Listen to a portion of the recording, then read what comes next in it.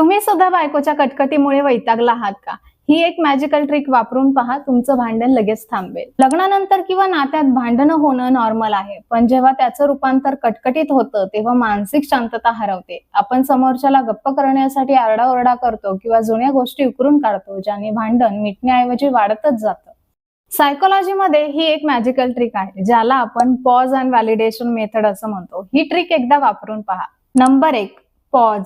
जेव्हा समोरची व्यक्ती तुमच्यावर ओरडत असेल किंवा कटकट करत असेल तर लगेच प्रत्युत्तर देऊ नका. फक्त 10 सेकंद शांत राहा आणि दीर्घ श्वास घ्या. तुमची त्वरित दिलेली रिॲक्शन भांडणात तेल ओतण्याचं काम करते. जेव्हा तुम्ही शांत राहता तेव्हा समोरच्या व्यक्तीची फाईट मोडची एनर्जी हळूहळू कमी होऊ लागते. नंबर 2, व्हॅलिडेट करा.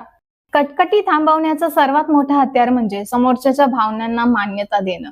याचा अर्थ असा नाही की तुम्ही चुकीचे आहात. याचा अर्थ असा आहे की तुम्ही त्यांना शांतपणे ऐकून घेत आहात. मला समजतंय की तू सध्या चिडलेली आहेस आणि तुला माझ्या या वागण्याचं वाईट वाटलंय. जेव्हा माणसाला वाटतं की त्याचं म्हणणं ऐकलं जातंय तेव्हा त्याचा राग 50% तिथेच शांत होतो. नंबर 3, आय स्टेटमेंट्सचा वापर करा.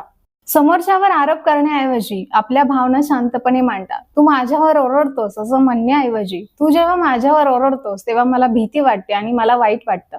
आपण शांतपणे बसून बोलूयात का? यामुळे समोरची व्यक्ती डिफेन्सिव्ह होत नाही. भांडण जिंकण्यापेक्षा नातं जिंकणं जास्त महत्वाचं आहे. जर तुम्ही ही मॅजिकल ट्रिक वापरली तर समोरच्यालाही आपल्या चुकांची जाणीव होईल. तुम्हाला जर हा व्हिडिओ आवडला असेल तर फक्त लाईक करून सोडून देऊ नका. आपल्या पेजला फॉलो करा.